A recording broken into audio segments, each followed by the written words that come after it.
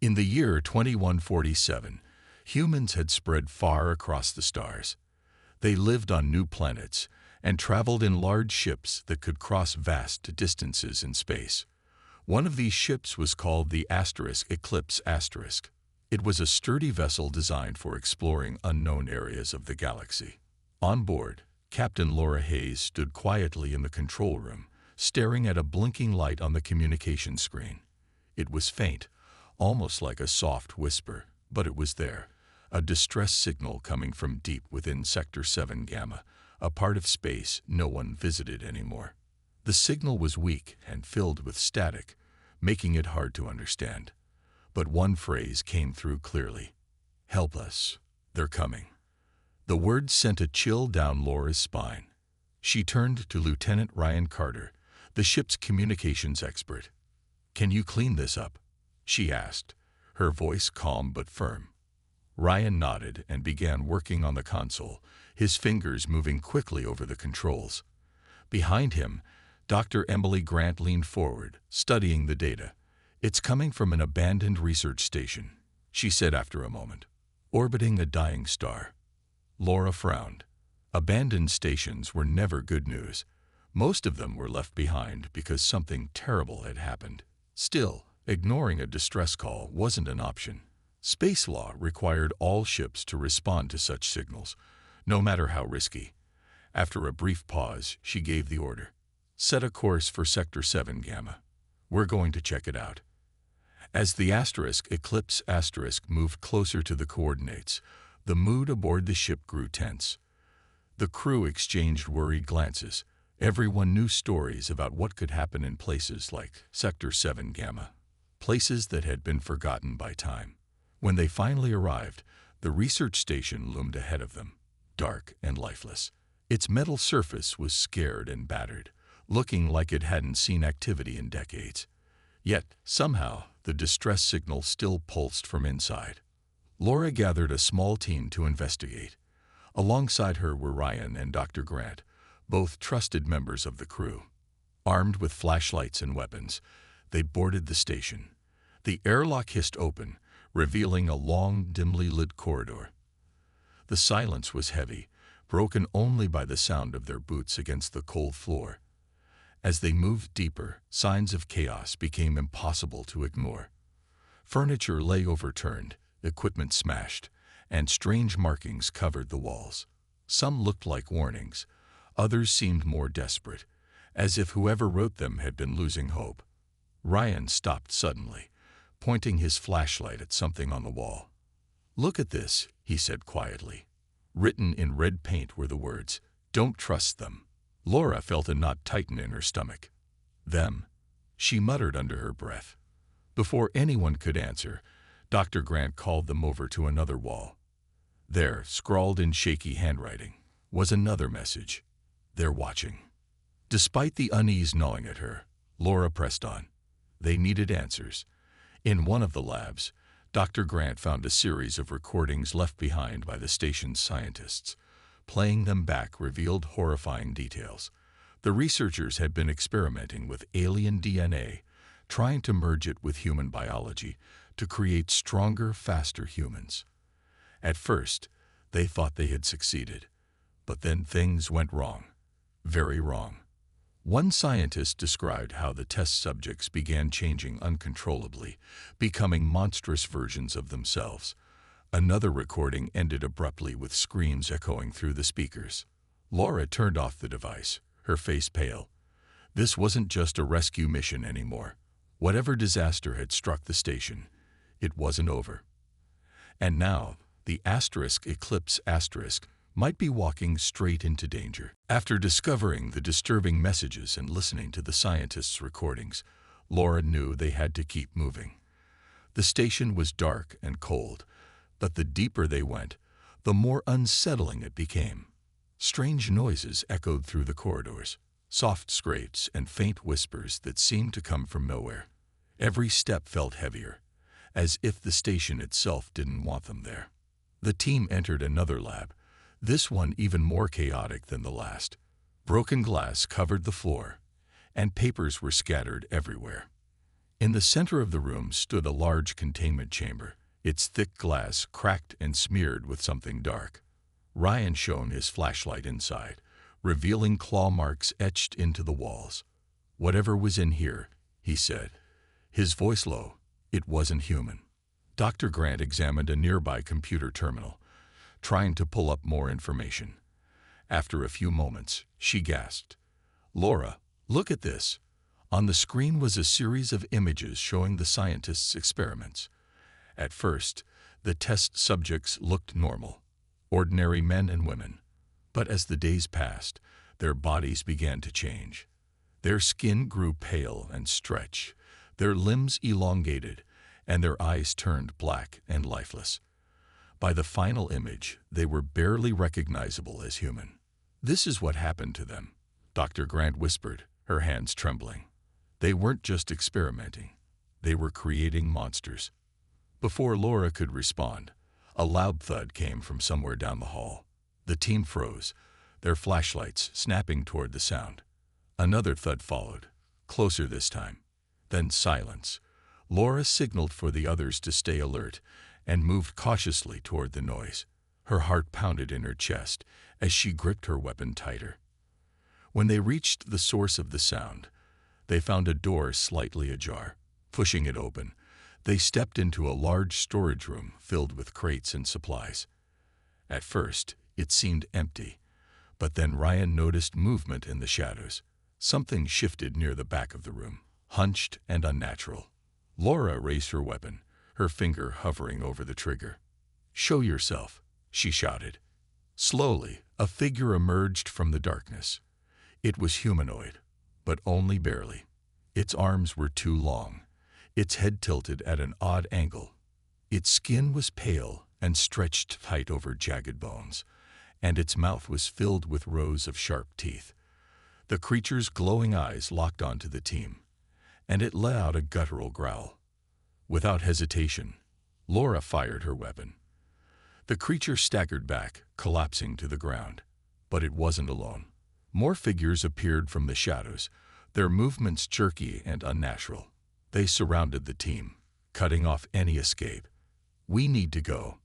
Now," Laura yelled, firing again to keep the creatures at bay. The team retreated quickly, slamming the door shut behind them. Ryan used a nearby crate to block the entrance, while Dr. Grant activated the station's emergency lockdown system. Alarms blared as metal shutters sealed off the lower levels, trapping the creatures inside. Breathing heavily, Laura leaned against the wall. "We can't stay here," she said. That signal, it wasn't a cry for help. It was a trap. As they made their way back to the Eclipse asterisk, the team couldn't shake the feeling that something was following them. The station's halls seemed darker now, the air heavier. Every shadow felt alive, every sound deliberate. When they finally reached the airlock, Laura paused and glanced back. For a moment, she thought she saw a pair of glowing eyes watching them from the depths of the station. Once aboard the ship, Laura ordered the crew to prepare for departure. But as the Eclipse asterisk pulled away from the station, she couldn't shake the feeling that the real danger hadn't been left behind. Whatever those creatures were, they weren't confined to the station. And now, they might have hitched a ride on the Eclipse asterisk. Back aboard the Eclipse asterisk, Laura ordered the crew to seal off all possible entry points from the station. She didn't want any surprises sneaking onto the ship. The team worked quickly, checking every hatch and compartment. Ryan double-checked the airlock while Dr. Grant ran scans to ensure nothing had slipped through. For now, it seemed like they were safe, but the tension on the ship was thick, and everyone could feel it. Laura gathered her senior officers in the command center to discuss what they had seen. "Those things weren't aliens," she said firmly. "They used to be human." The room fell silent as the weight of her words sank in. Dr. Grant nodded. "The experiments turned them into monsters. Whatever virus or mutation caused that, it's not natural." As they talked, strange reports began coming in from other parts of the ship. Crew members complained of hearing faint whispers, even though no one was nearby. Others claimed to see shadows moving in the corners of their vision. At first, Laura dismissed it as stress and exhaustion. After what they'd witnessed on the station, it wasn't surprising that people were uneasy. But then the symptoms started. It began with headaches. Several crew members reported sharp, throbbing pain behind their eyes. Then came the fever, sudden and intense, leaving them weak and disoriented. Laura sent Dr. Grant to examine the sick, but what she found alarmed her. One of the engineers, Alex, had developed strange patches of hardened tissue on his arms. When touched, the patches cracked and bled.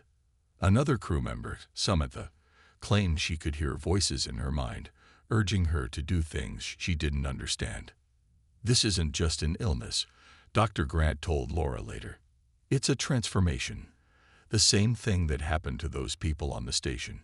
It's happening here." Laura felt a cold dread settle in her chest. If the infection spread, the entire crew could turn into those monstrous creatures. She ordered the infected individuals to be isolated in the medical bay. It was a hard decision, but necessary. They couldn't risk the virus spreading further. As the sick were taken away, protests erupted among the crew. Some argued that isolating them was cruel, while others demanded immediate action to protect themselves.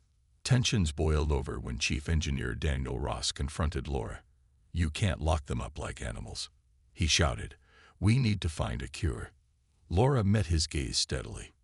"If we don't contain this, everyone will end up like them. Is that what you want?" Daniel stormed off, leaving Laura to wonder if she had made the right choice. She knew the isolation wouldn't hold forever. The infected were growing weaker, but also more aggressive. Samantha began screaming in the medical bay, pounding on the walls and begging to be let out. Her voice grew distorted, almost unrecognizable. Through the observation window, Laura watched as Samantha's skin began to stretch and tear, revealing something beneath that wasn't human anymore. Dr. Grant worked tirelessly in the lab, analyzing blood samples and running tests. "It's unlike anything I've ever seen," she admitted. "This virus rewrites DNA at an incredible speed. Once it takes hold, there's no stopping it." Despite her efforts, the situation worsened. The infected broke free from the medical bay during the night, overwhelming the guards stationed outside. Chaos erupted as the creatures roamed the ship, attacking anyone in their path. Laura grabbed a weapon and joined the fight, determined to protect her crew. Ryan stayed by her side, firing at the mutated figures as they lunged forward with unnatural speed. "Fall back to the command center," Laura yelled, leading the survivors to safety. Behind them, the ship's corridors echoed with screams and the sound of destruction. Laura locked the doors, sealing them inside. For now, they were safe, but for how long? As the crew caught their breath, Laura looked around at the frightened faces. They had survived the horrors of the station, only to bring them back to the eclipse. And now, humanity's most terrifying enemy wasn't out there in the stars. It was already on board. Trapped in the command center, Laura and the remaining crew tried to make sense of the nightmare unfolding around them. The ship's alarms blared constantly, warning of breaches in multiple sections.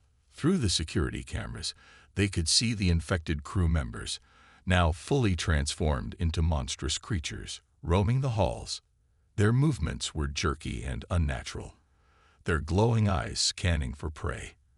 Every so often, one would stop and tilt its head as if listening to something no one else could hear.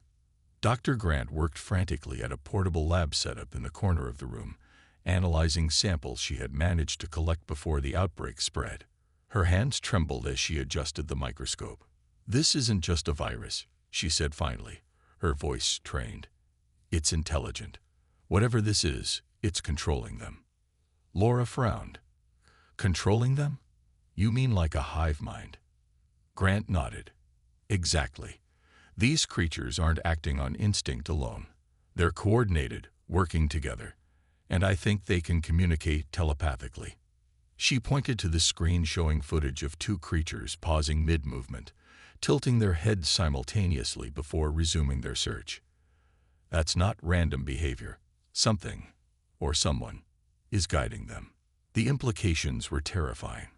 If the infection was spreading because of some kind of alien intelligence, then sealing off parts of the ship wouldn't be enough.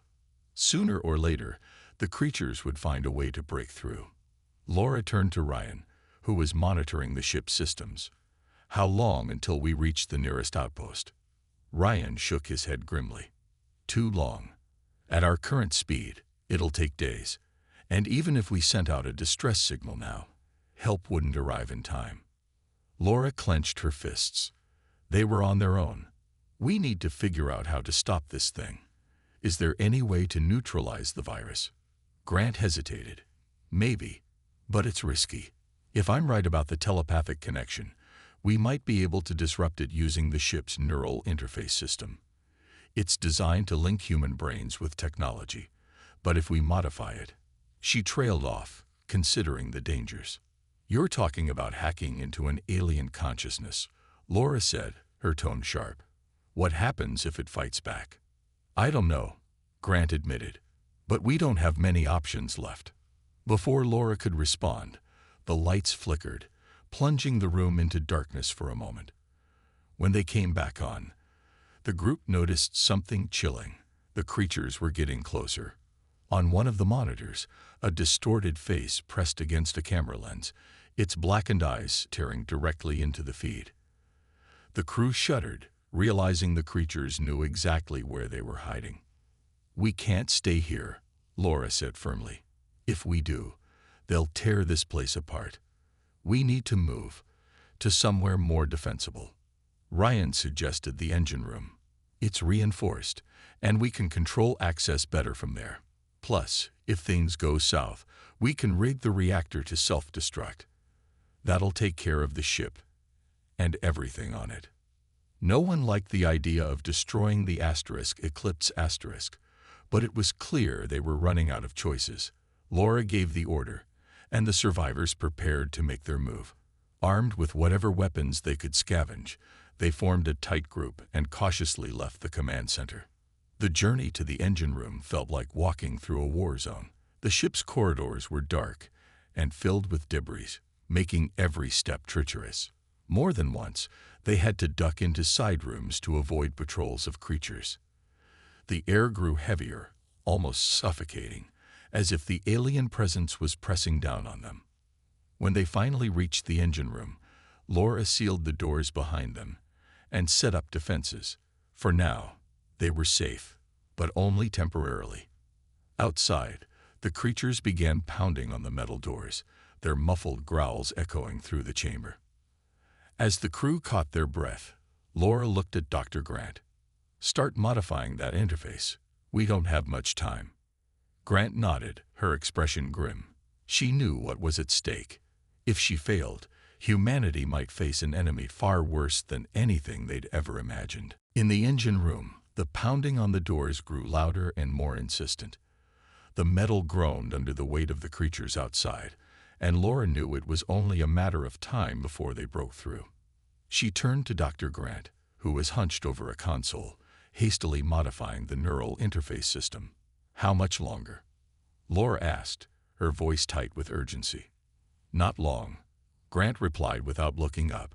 Her fingers flew across the keyboard as she worked to adapt the system for their desperate plan. "But once I connect to the hive mind, there's no telling what will happen. It could shut me out, or worse, it could fight back." Laura nodded grimly. "Do what you have to do.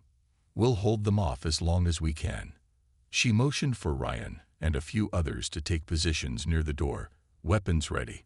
The rest of the crew helped reinforce the barricades, stacking crates and panels against the entrance. Every crash from the other side sent a fresh wave of fear through the group. As Grant worked, she explained her plan to Laura in simple terms. "If I can tap into their network, I might be able to locate the source, the central hub controlling all of this. Once I find it, we can target it directly. Without that connection, the creatures should lose their coordination. And if you're wrong?" Laura asked quietly. Grant hesitated. "Then we're out of options." The tension in the room was unbearable. The crew exchanged nervous glances, some whispering prayers under their breath. Outside, the pounding intensified, and the sound of claws scraping against metal sent shivers down everyone's spines. Suddenly, the door buckled slightly, bending inward with a deafening screech. Ryan fired a warning shot through the gap, hoping to scare the creatures away, but it only seemed to enrage them further. "We need more time," Grant shouted, frustration creeping into her voice. Sweat dripped from her brow as she made the final adjustments to the interface. "I'm almost there." Just as she finished, the lights flickered again, plunging the room into darkness for a split second. When they came back on, the door had bent even further, and the outline of a clawed hand pushed through the gap. Panic spread among the crew, but Laura barked orders to keep them focused. "Hold your ground. Don't let them in." With trembling hands, Grant activated the neural interface. A sharp pain shot through her head as the system connected, forcing her to gasp aloud. Images flooded her mind. Twisted visions of the station, the experiments, and the creature's origins. She saw flashes of Nexus Corp's logo and heard fragmented voices discussing profit margins and weaponization. The truth hit her like a punch to the gut. This wasn't an accident. It was a deliberate act, a biological weapon designed by humans for domination. Through the chaos in her mind, Grant pinpointed the source of the hive mind. It wasn't aboard the Eclipse or even on the station. It was somewhere else entirely. Nexus had deployed similar viruses to other colonies, turning innocent people into monsters. The scale of the horror overwhelmed her, but she forced herself to focus. Using the interface, she sent a burst of interference into the network, disrupting the creature's coordination. For a moment, the pounding stopped. The crew held their breath, unsure if the plan had worked. Then, from behind the door, came a low guttural growl, one that sounded angrier than ever before. "They're still coming," Ryan said, his voice tense. "Whatever you did, it didn't stop them." Grant slumped back, exhausted. "It slowed them down, but it's not enough. We need to destroy the source. If we don't, this will keep spreading." Laura clenched her jaw. "Then we'll finish it here. Rig the reactor to overload. If we go down, we take them with us." As the crew prepared for their final stand, Laura looked at each face, seeing both fear and determination. They were scared, but they weren't giving up. Not yet. And neither was she. With the decision made, Laura turned to Ryan. "How long do we have until the reactor blows?" Ryan checked the controls and replied, 10 minutes. Maybe less if I push it." His voice was steady, but his hands shook slightly as he worked. The countdown began ticking on the console, a red number glaring at them like a death sentence. Once the reactor overloaded, the Eclipse would be destroyed in a massive explosion, wiping out everything, including the creatures. Laura knew someone had to stay behind to ensure the process wasn't interrupted. She glanced at her crew, each one exhausted and scared, but still willing to fight. "I'll do it," she said firmly. "You all take the escape pods. Get as far away as you can." "No," Ryan interrupted, stepping forward. "You're the captain.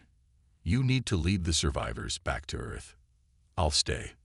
Laura shook her head. "This isn't up for debate, Ryan." "It is," he shot back. "You've done enough. Let me handle this." Before she could argue further, he grabbed a toolkit and started securing the reactor's override panel. Besides, someone needs to make sure those things don't sabotage it. If they get in here, they'll stop it. Dr. Grant stepped between them. "There's no time to argue. We need to move. Now." Her voice was sharp, cutting through the tension. Reluctantly, Laura nodded. She placed a hand on Ryan's shoulder. "Thank you," she said softly, "for everything." Ryan gave her a small smile. "Just promise me one thing. Make Nexus pay for this." Laura didn't answer. Instead, she motioned for the others to follow her. As they left the engine room, she glanced back one last time. Ryan stood alone, his figure silhouetted by the flickering lights of the failing systems. He gave her a quick wave before turning back to his task. The journey to the escape pods felt surreal. The pounding on the engine room door had stopped, replaced by an eerie silence that weighed heavily on the group. Every step felt like it might be their last. When they finally reached the pod bay, Laura helped everyone climb inside. Dr. Grant hesitated, looking back toward the engine room. "Do you think he'll make it?" "He will," Laura said firmly, though she wasn't sure she believed it herself. "We owe him that much." As the first escape pod launched, the ship trembled violently. The reactor was reaching critical levels. Laura climbed into the second pod with the remaining crew members and sealed the hatch. Outside the small window, the Eclipse loomed large, its once proud frame now battered and scarred. For a moment, Laura thought she saw movement, a shadow darting across the corridor leading to the engine room. But then the ship erupted in a blinding flash of light. The force of the explosion sent shockwaves rippling through space, jolting the escape pods. Inside, the crew shielded their eyes from the brightness. When the light faded, all that remained of the Eclipse was a cloud of debris drifting silently against the backdrop of stars. Laura leaned back in her seat, closing her eyes for a moment. They were alive, but at what cost? Ryan was gone, along with the ship and everyone who hadn't made it to the pods. And Nexus Corp, the organization responsible for the nightmare they'd just endured, was still out there. "We'll make them pay," Dr. Grant whispered, echoing Ryan's words. "Every single one of them." Laura nodded, determination hardening her expression. Nexus had unleashed something monstrous, not just on the Eclipse but across the galaxy. Now it was up to her and the survivors to expose the truth and ensure humanity fought back with everything it had. The escape pods drifted through the cold emptiness of space, their small engines guiding them toward a distant moon where they could regroup. Inside Laura's pod, the mood was heavy with grief and exhaustion. Everyone had lost friends. Some had even lost family members. But the weight of Ryan's sacrifice hung over them all. He had stayed behind to ensure the reactor overloaded, giving them a chance to survive. His final words echoed in Laura's mind. Make Nexus pay for this asterisk. When they finally landed on the moon's rocky surface, Laura wasted no time. She gathered the survivors around her and began organizing their next steps. "We need to get back to Earth," she said firmly. "Not just to warn them about what happened here, but to expose Nexus Corp for what they've done." Dr. Grant nodded in agreement. "They're not just responsible for the station or the creatures. This virus has already spread to other colonies. If we don't stop them, it'll keep happening." Laura knew they couldn't delay. Using the communication equipment from the pods, she sent a coded message to Earth Command, detailing everything they had discovered. She included the recordings from the station, the data Dr. Grant had collected, and her own account of the horrors aboard the Eclipse. The message ended with one clear demand. Humanity needed to strike back against Nexus Corp before it was too late.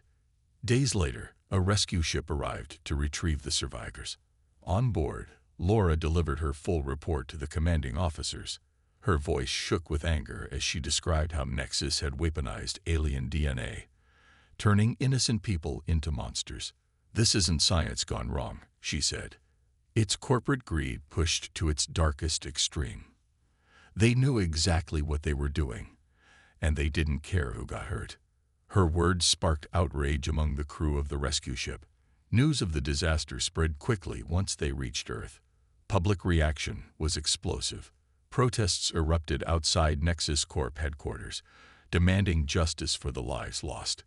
Governments around the world condemned the corporation, calling for investigations and arrests. But Laura wasn't satisfied with just condemnation. She pushed Earth Command to take action, not just against Nexus, but against every facility involved in their experiments. Armed fleets mobilized, targeting Nexus strongholds across the galaxy. For the first time in history, humanity united under a single cause: survival. As the military campaigns unfolded, Laura watched from Earth, helping coordinate efforts to contain outbreaks caused by the virus. It wasn't easy. Entire colonies had been overrun, their populations transformed into monstrous versions of themselves. But slowly, painfully, progress was made. Each victory brought hope that the nightmare could end.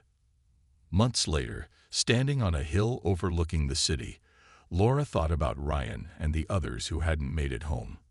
Their sacrifices had ignited something powerful, a determination within humanity to fight back against those who sought to destroy it. Nexus Corp was dismantled, its leaders arrested or killed. But Laura knew the scars would remain.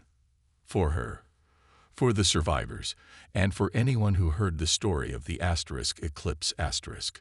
She promised herself one thing: never again. Never again would humanity allow greed and ambition to unleash such horrors. And if anyone tried, she would be ready to stand in their way.